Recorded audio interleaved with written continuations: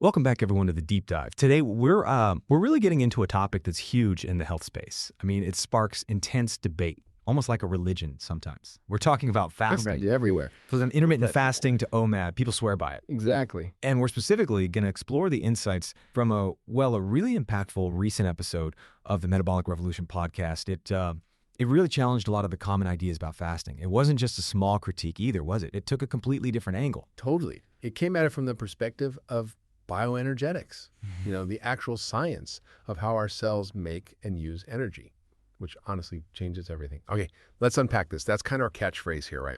We're going to systematically look at why these popular fasting methods, IF, OMAD, even longer fast, why they're often seen as these great optimization hacks, but might actually be, harming your metabolism in the long run. Our goal today is really to help you get truly well-informed, to cut through the hype and understand the biology underneath. That's right. And here at BioSpark Health, our whole approach is about peeling back those layers. Looking at why something that seems beneficial, maybe even feels good at first, could actually be detrimental when you look at it through that lens of cellular energy. And stress physiology. It's a viewpoint that often gets lost, I think, in the excitement for quick results. Mm-hmm. And look, many people do experience initial benefits. We absolutely need to talk about why that happens. But more importantly, we need to uncover those hidden long-term metabolic costs. What's fascinating here is really watching how our bodies interpret, periods without food, because that interpretation, it shapes our health outcomes in ways that are just way more complex than, say, simple calorie counting or a temporary hormone boost. Yeah. It really gets down to how every single cell perceives its environment. Is it safe? Is there plenty? Or is it scarcity?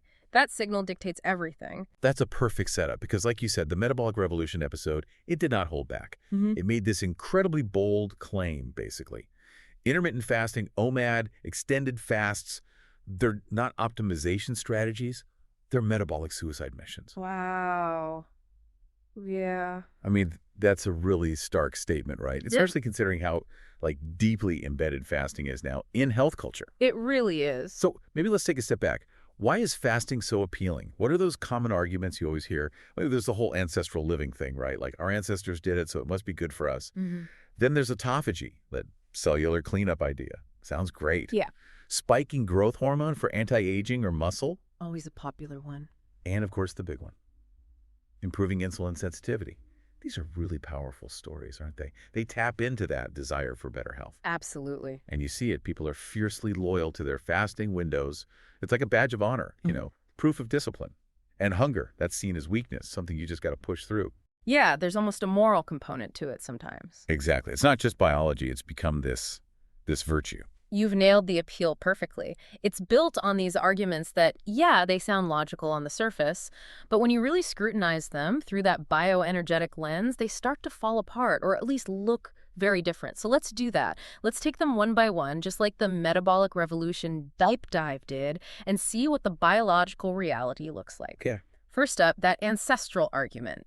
The idea that, our ancestors didn't have a pantry full of food 24/7, so fasting must be natural and good. Right. Makes intuitive sense. It does on the surface. And yes, their food access was definitely intermittent, no question.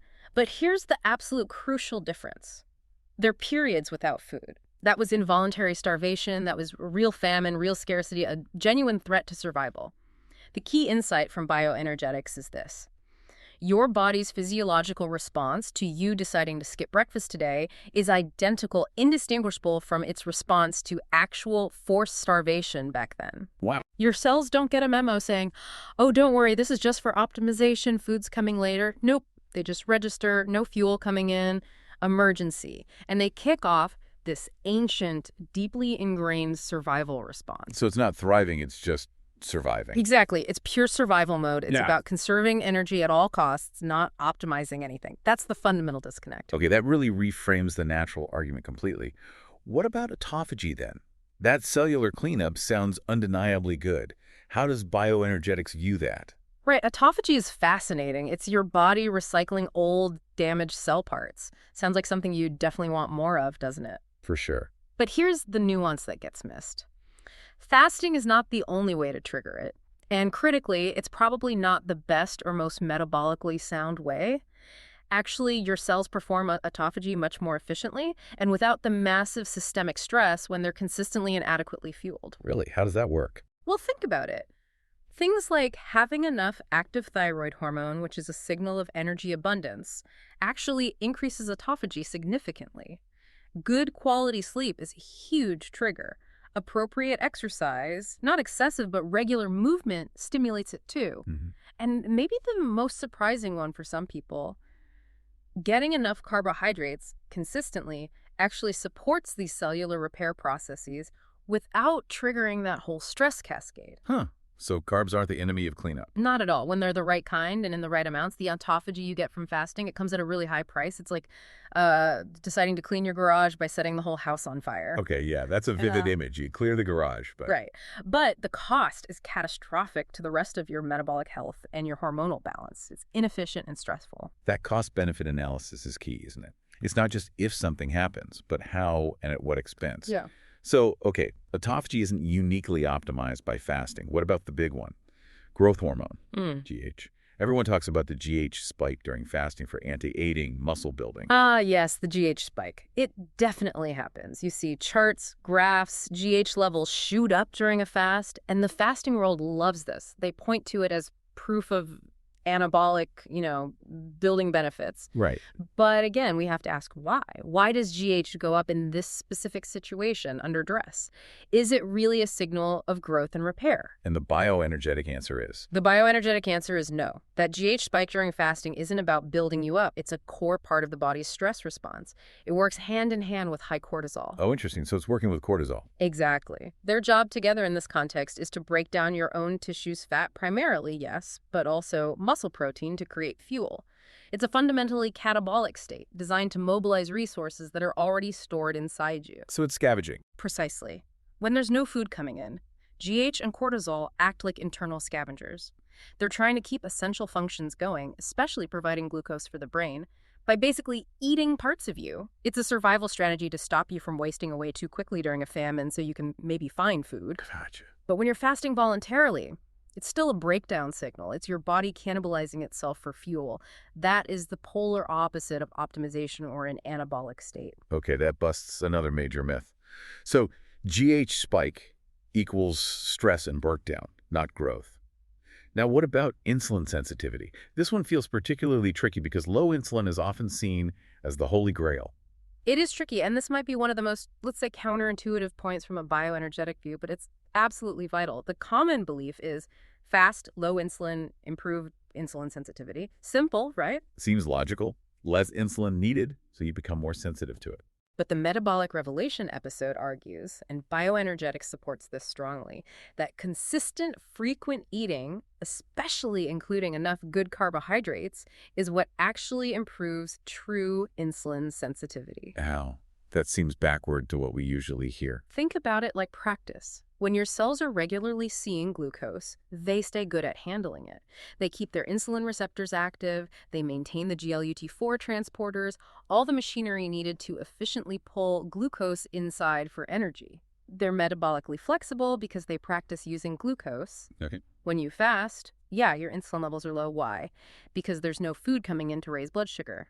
So it looks like sensitivity has improved because the demand for insulin is way down. Right, you're just not challenging the system. Exactly. It's not true cellular improvement. It's just the absence of the challenge. It's like saying you're a fantastic sprinter because you never actually race. Meanwhile, your cells, not getting that regular practice with glucose, start to downregulate their receptors. They get rusty at using glucose efficiently. Ah, okay. So they become less efficient over time. Precisely. And that's why so many people feel awful when they do break a fast. They get that energy crash, the brain fog, the irritability. Their cells are literally struggling to switch back to using glucose effectively after being forced to run on stress hormones and fatty acids. Plus, the stress hormones themselves directly interfere with glucose uptake. It creates this metabolic roller coaster. That explanation of becoming rusty at using glucose, that's a real game changer. It explains so much about those post-fasting crashes, and it really drives home that core point. The Metabolic Revolution episode kept hammering. Your body doesn't know the difference between voluntary fasting and starvation. Fundamentally, yes. It's not just a catchy phrase, is it? It really shifts the entire paradigm. It has to. So let's dive into that physiological response. What actually happens in the body, step by step, when you stop eating, even for, say, just skipping breakfast and lunch? Why is this cascade so problematic long-term? Okay, so it's a cascade honed over millions of years, designed purely for survival. Initially, when you haven't eaten for a few hours, your blood sugar dips a bit. Totally normal. Your pancreas releases glucagon. Right. Glucagon tells your liver, hey, release some stored glucose glycogen to keep blood sugar stable. This keeps your brain happy between meals. That part's fine, happens all the time. Okay, normal function so far. Right. But if you keep fasting beyond that, you start running low on that easy access liver glycogen. Those stores are pretty small, actually. For most people, they'll only last maybe 8 to 12 hours, maybe less if you're active. So overnight fast pretty much depletes it. Pretty much, yeah. And that's when the body perceives a real energy crisis. The alarm bells go off. This is where the true stress response ignites. You get a rapid, significant surge in adrenaline and cortisol. The fight or flight hormones. Exactly. And it's crucial to get this. These are not get lean or optimize hormones. These are pure survival hormones. The exact same ones that flood your system if you're facing a genuine threat, like being chased, or even having a severe argument. Your body perceives the lack of food as a direct threat to its existence, and it reacts accordingly. Your conscious intention, totally irrelevant to your cells. Okay, so the body is hitting the panic button, not cruising efficiently. And what do adrenaline and cortisol actually do in this situation? What processes do they kick off? They kick off gluconeogenesis, which literally means making new glucose. From what? From you. In a desperate attempt to supply glucose to the brain, which absolutely needs it, your body starts breaking down its own tissues. It starts cannibalizing your muscle proteins, structural proteins from your bones, even proteins from your organs if the stress is prolonged enough. Seriously, your bones and organs. It's a hierarchy, but yes, eventually. It's not metabolic flexibility, it's metabolic desperation. And here's the kicker, the truly insane part from a bioenergetic view. The energy cost is astronomical. It's incredibly inefficient. To make that new glucose, your body has to spend 6 molecules of ATP, that's your cellular energy currency, just to get 2 molecules of ATP back from the glucose it creates. So it's a net loss. A huge net loss. Yeah. You're putting your body into what we call a metabolic energy sink. You're actively draining your cellular batteries. It's like that analogy, burning $100 bills just to stay warm. You're destroying valuable tissue and going deeper into energy debt simultaneously. Wow, that's profound. Survival, definitely not optimization. Pure survival. Self-destructive survival, really. And this leads right into the ketones discussion, because fasting advocates love to talk about ketones. The brain can run on ketones. It's a cleaner fuel. Yeah, you hear that all the time. Ketosis is presented as the superior metabolic state. Right. And yes, the brain can use ketones, but again, context is everything. As the Metabolic Revolution episode states so clearly, survival isn't optimization. Ketone production ramps up significantly because the body is scrambling. It doesn't have enough glucose. It's trying desperately to find an alternative fuel to spare the little glucose it can make via that costly gluconeogenesis for the tissues that absolutely require glucose, like red blood cells and parts of the brain. It's also trying to prevent total brain shutdown from lack of fuel. So ketones are like the backup generator kicking in during a power outage. Perfect analogy. It's a sign of metabolic distress, a compensatory measure, not some elite state of metabolic function. It's your body yelling, help, I'm out of my preferred fuel, I'm making do with this other stuff to stay alive. Okay, the backup generator analogy, the burning $100 bills, these really clarify the cost. It shifts the whole conversation from discipline and optimization to, well, stress and desperation. It has to, because that's what the biology indicates. But, and here's the big but that keeps people hooked. So many people report feeling amazing when they start fasting. Like incredible energy, mental clarity, less bloating. It feels good. Yeah. And that feeling is powerful. It drives adherence like crazy. Mm-hmm. If it's so bad, how do you explain that initial honeymoon phase? That's the million-dollar question, isn't it? And you're right, that initial feeling is absolutely real. People aren't imagining it. And it is why fasting is so seductive and why people defend it so fiercely. But this is where we get into what the Metabolic Revolution episode called the dirty secret of fasting. A huge part of that initial improvement often comes down to one thing: endotoxin reduction. Endotoxins. Those are the inflammatory things from gut bacteria, right? Exactly. Produced by certain types of bacteria, often overgrown in an unhealthy gut. When these leak into your bloodstream leaky gut, they cause systemic inflammation. Brain fog, fatigue, digestive issues, joint pain, metabolic problems. Endotoxins are major players. So, what happens when you stop eating? Especially when you cut out the fiber, the fermentable carbs, the stuff that often feeds that bacterial overgrowth? You starve the bacteria. You starve the problematic bacteria. And when they're starved, they produce fewer endotoxins. So endotoxin levels in your blood drop. And suddenly, that chronic inflammation goes down. The brain fog lifts, the bloating decreases, you feel less gummed up metabolically. It's a temporary but very noticeable relief. Ah, so it's not healing the gut, it's just stopping the irritation for a bit. Precisely. You haven't fixed the underlying problem, the gut dysbiosis, the leaky gut lining. You've just temporarily removed the trigger. It's that perfect hammer analogy again. It feels great when I stop hitting myself with the hammer. Right. The solution isn't to never eat again. The solution is to fix what you're eating and heal your gut so you can tolerate those foods without producing endotoxins. Yeah. You're getting short-term symptom relief at the expense of long-term metabolic health. It's a terrible trade-off. Okay, that endotoxin piece is huge.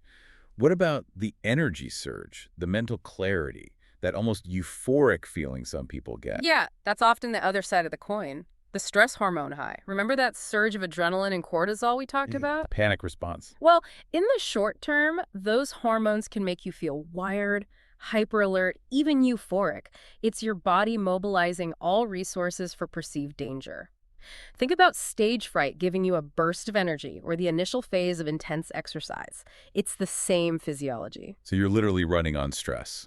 You are running on stress hormones. It feels like energy and focus, but it's borrowed energy. It's your body in overdrive, burning through reserves. It's not sustainable, and it always leads to a crash or burnout eventually. It's a clear sign of acute stress, not health. Wow. So the good feelings are often just symptom reduction from less gut irritation combined with the stress hormone high. That's quite a revelation. It reframes the entire experience, doesn't it? Completely. And to really hammer home the reality of what even mild underfeeding does, you often mention the Minnesota Starvation Experiment. Can you walk us through that? It sounds incredibly relevant. It's arguably one of the most important studies in human nutrition, especially concerning restriction, and yet it's often ignored in the context of fasting. It was done back in the 1940s by Ansel Keys. The goal was to understand starvation, to help refeed people after World War II. They took 36 healthy young men, psychologically stable, physically fit guys, volunteers, and they put them on a semi-starvation diet for 6 months. The diet was around 1,800 calories a day. 1,800, that's more than a lot of people eat on OMAD or even some IF protocols. Exactly. This wasn't extreme fasting. It was consistent, moderate calorie restriction, and the effects were devastating. Within weeks, these healthy men became completely obsessed with food. It consumed their thoughts, their conversations. They'd read cookbooks, plan imaginary meals, hoard scraps of food. Their personalities changed dramatically. How so? They became incredibly irritable, anxious, depressed, socially withdrawn. They lost interest in relationships, hobbies, everything except food. Their metabolic rates plummeted by about 40%. 40%. 40%. Their bodies slammed on the brakes. Their body temperatures dropped. They were constantly cold. Their heart slowed down. Physically, they lost muscle, felt weak, and their testosterone levels absolutely crashed. These young men basically developed the hormone profiles of much older, sicker individuals. That's terrifying, and just from 1,800 calories. And the psychological scars. Some developed eating disorders that lasted for years after the study ended, and the recovery. It took some of them up to 2 years eating 4,000, even 5,000 calories a day to fully restore their metabolism, regain the muscle, and feel psychologically normal again. 2 years of massive refeeding. Yes. And the critical takeaway, connecting it back to fasting today, is what the metabolic revolution perspective stresses. Your body doesn't care about your noble intentions. It doesn't know you plan to eat later. It just knows energy is scarce. And it initiates this devastating survival shutdown. Voluntary fasting triggers the same physiological cascade as forced starvation. The effects might be slower or less dramatic initially than in the Minnesota study, but the underlying mechanisms are identical. That is just profoundly sobering. It makes the idea of deliberately invoking that state seem almost reckless, doesn't it? From a bioenergetic standpoint, yes. It fundamentally misunderstands how the body prioritizes survival over optional optimization. Which leads perfectly into the next big issue, the long-term sort of creeping damage, Yeah. especially to key regulators like the thyroid and other hormones. This is where the real cost often shows up down the line, right? Exactly. This is the insidious part. The damage accumulates slowly, and people often blame aging or stress, not realizing their healthy fasting habit is a major contributor. The thyroid is ground zero for this. Your active thyroid hormone, T3, is like the gas pedal for your entire metabolism. It tells every cell how fast to run. Okay. During fasting, T3 levels plummet. Studies show drops of 30, 40, even 50% within just a few days of restricting calories or fasting. 50%? Wow. Yeah, and this isn't a mistake. It's your body intelligently but devastatingly trying to conserve energy because it thinks there's a famine. It's literally turning down the metabolic thermostat. So it's a deliberate slowdown. Absolutely deliberate. And for people who fast chronically, even just intermittent fasting, that thyroid suppression can become chronic too. The body learns to operate in this low energy, hypometabolic state.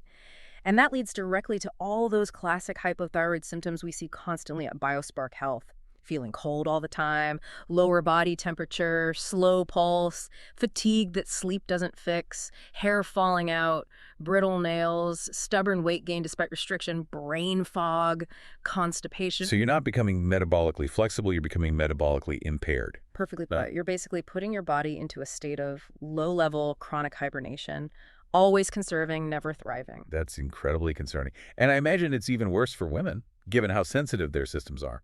Oh, absolutely. The impact on female hormones is often even more dramatic and happens faster.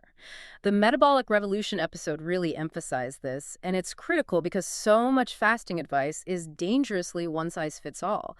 Women's bodies are just exquisitely sensitive to perceived energy availability. Their reproductive system is constantly monitoring. Is it safe? Is there enough energy to sustain a potential pregnancy? Right. It's biologically wired for that. Completely. So even short-term fasting, like skipping breakfast regularly, can throw the whole system off. We see disrupted cycles, progesterone levels tanking, which causes anxiety, poor sleep, PMS, and just widespread hormonal chaos. I've personally worked with so many women who lost their periods entirely doing intermittent fasting. Yeah. And they were told online, oh, that's normal, your body's adapting. That's not normal. It is absolutely not normal. It is your body shutting down reproduction because it thinks it's starving. It's a massive red flag, a sign of severe metabolic stress. It's preventing a pregnancy it believes it can't support. And the research backs this up. Women react differently. Clearly. Studies show women often have bigger cortisol spikes than men during fasting, more significant thyroid suppression, and they're more likely to get blood sugar dysregulation. Yet the popular protocols rarely account for this. They treat women like small men, metabolically speaking, and it causes real harm. That's infuriating, honestly. It is. And then, of course, there's the weight loss stall and metabolic damage cycle. People start fasting, they lose weight initially. It's see the scale move, feel validated. Right. And yes, you're eating less, so calories are down. But a lot of that initial loss is water weight from depleted glycogen stores. And critically, you're often losing precious, metabolically active muscle tissue because of the stress hormones and gluconeogenesis. So it's not all fat loss. Not by a long shot. And meanwhile, your metabolic rate is dropping because of the thyroid suppression. Initially, the calorie deficit might be big enough to overcome that, but eventually The stall happens. the stall inevitably happens. Your body adapts downwards. And then you feel colder, more tired. You find you have to fast longer, eat even less just to maintain, let alone lose more weight. The trap closes in. Exactly. It's not metabolic repair, it's metabolic breakdown. And the Metabolic Revolution episode highlighted that staggering cognitive dissonance, right? Yeah. Fasting gurus will rail against yo-yo dieting and calorie restriction, and then promote voluntary starvation under a different name. It's the same deprivation physiology, leading to the same long-term metabolic damage. It really exposes the internal contradiction, doesn't it? When you lay it out like that, it makes you wonder how we ended up here. Marketing is powerful. Yeah. And the initial effects feel real. True. So, okay, if fasting is this trap, this potential metabolic suicide mission, what's the actual path forward? The bioenergetic framework offers a very different solution, right? Something called consistent fuel availability. Yes. It sounds almost too simple. Too good to be true, maybe. Yeah. What does that actually mean in practice? And what does it do differently in the body compared to fasting?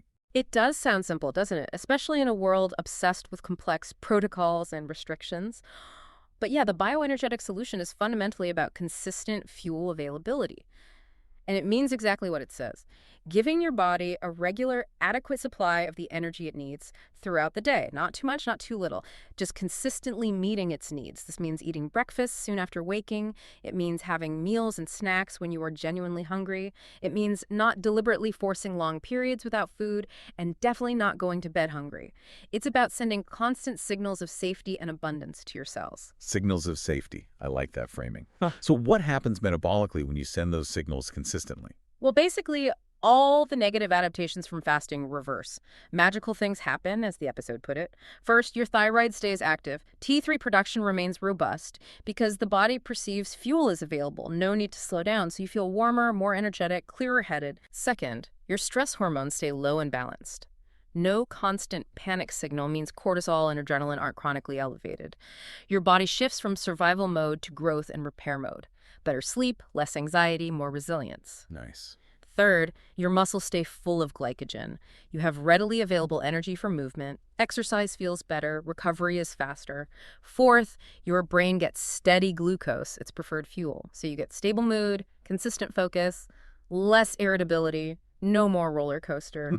And finally, your cells maintain their metabolic machinery. They don't dismantle it for fuel. They keep it humming efficiently, ready to use energy well.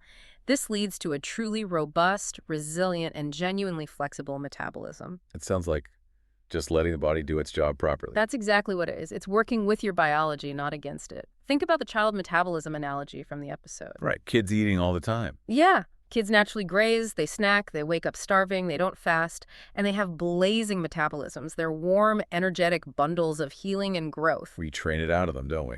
We absolutely train it out of them and ourselves with rigid meal times and fasting rules. We impose patterns that directly contradict their and our inherent biology, contributing massively to adult metabolic dysfunction. That's such a powerful point. We override our own wisdom. So can you give us more concrete examples? Like Jennifer and Marcus, you mentioned, what does that shift look like for real people? Yeah, the transformations are often remarkable and follow a very consistent pattern once people get over the initial fear. Let's revisit Jennifer. 34 years old, 16.8 IF for 2 years, gaining weight, hair loss, freezing cold, 96.2 temper, brain fog, high cortisol, low T3. Textbook metabolic suppression. Right, metabolic hibernation. Totally. Her biggest hurdle was the idea of eating breakfast because she insisted, but I'm not hungry. And that wasn't proof of adaptation. It was proof her body had shut down hunger signals to conserve energy. That's how deep the suppression went. So the lack of hunger was a symptom.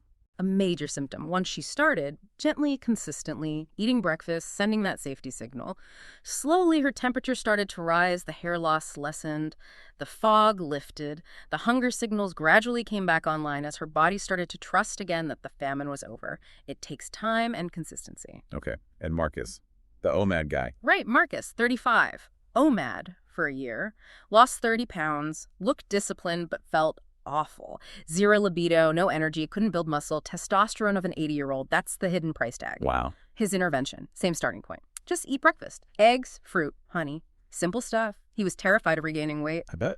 But within a week, his energy surged. His body temp climbed from 96.8 to 97.6. And the big one for him, within a couple of months, his testosterone doubled. With no supplements, just consistent food. Just from eating breakfast and regular meals. And eventually moving to 3 meals and snacks. Yes. He did gain about 5 pounds initially. That was glycogen, water, muscle repair, normal, healthy regain. But then, as his metabolism truly fired up, he started losing fat again effortlessly while eating more food. We see this pattern over and over at BioSpark. Fuel the body, and it starts to heal and normalize. Those stories are just, they really cut through the theoretical, don't they? Real people, real results from nourishment, not deprivation. Okay, but let's be super clear. When you say consistent fuel and regular eating, you're not talking about grazing on junk food all day. Oh, absolutely not. Good clarification. Yeah. This isn't a license to eat processed food constantly, not at all. Strategic regular eating is about real food, balanced meals, appropriate portions, eaten regularly. Yeah. The focus is on getting enough protein, enough usable carbohydrates. Yes, carbs are key. Healthy saturated fats and adequate minerals like salt at each meal, fueling the cells properly. And the timing matters too, right? Emphasize breakfast. Meal timing is huge. It sends powerful metabolic signals. Breakfast, like we said, crucial. Within an hour of waking, tells your body the overnight famine is done. Stimulates thyroid, lowers cortisol, sets your metabolic pace for the day. Skipping it does the opposite, prolongs stress, keeps metabolism suppressed. Okay, breakfast is non-negotiable. Pretty much, for optimal function. Then, lunch. Eat when you're actually hungry, not 1 p.m. because your fasting window says so. If you're hungry at 11 a.m., eat at 11 a.m. Your hunger signals, once they're working properly, are incredibly smart. Listen to them. Relearn that trust. Exactly. Afternoon snacks, these are not weakness. They have vital metabolic support. Fruit and cheese, dates and coconut oil, milk and honey, something simple. It prevents that afternoon energy crash, keeps blood sugar stable, stops cortisol from spiking, keeps the metabolic fire burning. And dinner before bed. Don't force yourself to stop eating hours before bed if you're hungry. Going to bed hungry is stressful. It disrupts sleep, raises cortisol. If a small, appropriate snack helps you sleep better and wake up less stressed, that's beneficial. Again, listen to your body. Okay, that makes sense. But now the big fear again, weight regulation. Everyone's thinking, if I eat breakfast and snacks, Andy, maybe before bed, I'm going to gain weight. I know, it's the #1 fear conditioned by decades of diet culture. But here's the bioenergetic truth bomb. When your metabolism is healthy, when your thyroid is working well, when stress hormones are balanced, your body naturally regulates its weight. Naturally regulates. Yes, it finds its healthy, efficient set point. You don't gain weight long-term from eating frequently and appropriately. You gain weight from metabolic dysfunction, the very dysfunction that chronic fasting often creates or worsens. Let that sink in. Fasting isn't the solution to weight gain. It's often part of the problem long-term. Wow. Okay, that turns the whole thing on its head. It really does. And the meal frequency research, when you dig past the fasting hype, consistently supports this. Studies show people eating more frequently, even with the same total calories, often have better metabolic markers. Lower cortisol, better T3, improved true insulin sensitivity, higher metabolic rate. But that research gets buried. Often buried under the mountain of fasting propaganda, yes. Because it doesn't fit the narrative. And you mentioned the social aspect, too. Fasting being isolating. Hugely isolating. Skipping meals with family, avoiding social events because they involve food outside your window, becoming orthorexic and obsessed. It damages quality of life, relationships. Food is meant to connect us, nourish us, be enjoyed, not be a source of fear and rigid control. Yeah, that's a cost we don't talk about enough, the psychological and social toll. Okay, so this has been incredibly illuminating, but I can imagine listeners feeling challenged, maybe even defensive or scared if they're currently fasting and identify with it. Absolutely. How does someone start to transition away, especially if they've been doing it for a long time and truly believe in it? Where do you even start to undo that programming? That resistance, that fear, it's totally understandable. It's deeply ingrained. But like we said, that fear itself, that's not wisdom. That's metabolic dysfunction speaking. A healthy, well-fueled body wants regular nourishment. The fear is a symptom of the stressed, suppressed state. Okay, so acknowledging the fear is step one. Then what? Then you take practical, gradual steps. Don't try to overhaul everything at once. That's overwhelming. Yeah. Start slowly. Yeah. The single most powerful first step. Just add breakfast back first. Commit to that one change. Just breakfast. Just breakfast. Make it nourishing, like we discussed, eggs and fruit, yogurt and honey, something substantial. Yeah. Then, critically, observe yourself. Pay attention. How do you feel? Not just right after, but hours later. Is your afternoon energy better? Is your mood more stable? Let your own experience guide you. Build that trust. Those are the effects. Exactly. Once breakfast feels okay, maybe add snacks when hungry. Stop ignoring those signals. Stop looking at the clock and start listening to your body. A piece of fruit, some nuts, whatever feels right. And keep reinforcing that message to yourself. Those hunger signals, they're not the enemy. They're my body's intelligent fuel gauge. Ignoring them isn't discipline, it's dysfunction. You have to actively retrain your brain to see hunger as communication, not weakness. Reclaiming hunger as a positive signal. Yes. And that leads to the biggest mental shift. Stop glorifying hunger. We have got to dismantle this cultural idea that feeling hungry is somehow virtuous, cleansing, or optimizing. It's not. It's your body asking politely, then less politely, for the fuel it needs to function. It's a basic biological need. Remember the car's fuel light analogy. Imagine ignoring your car's fuel light and calling it vehicular optimization. It sounds utterly absurd. Completely absurd. Well, ignoring your body's fuel light is just as absurd, and the consequences are far more damaging than running out of gas. That analogy just sticks. It's so simple and clear. Wow, okay, this has been an incredible deep dive, really dissecting the fasting trap from that bioenergetic viewpoint of the metabolic revolution. The core message seems so clear now. Fasting isn't some clever shortcut or biohack. It's a fundamental biological stressor that pushes your body into survival mode. That's the essence of it. So what does this all mean for you listening? It means our bodies are designed to thrive on support, on consistent nourishment, not on periods of self-inflicted stress and starvation. And if you want even more detail, the original Metabolic Revolution podcast episode goes deeper into the science, the Minnesota study, more client stories. Definitely check that out. Absolutely. And the overarching principle here from bioenergetics, from the work of people like Dr. Ray Peat that informs the metabolic revolution, it's that health comes from giving the body what it needs to work best, not from forcing it into these extreme compensatory states. It's a much more cooperative approach. Cooperative, I like that. Yeah, and it really brings up an important question for everyone listening. If your body naturally seeks consistent fuel, if that's its inherent wisdom, what beliefs, what societal pressures, what fears are pushing you to override those fundamental needs? If we connect this to the bigger picture, that journey back to real metabolic health, it often involves unlearning a lot of harmful ideas we've absorbed and then relearning how to simply trust our body's signals again.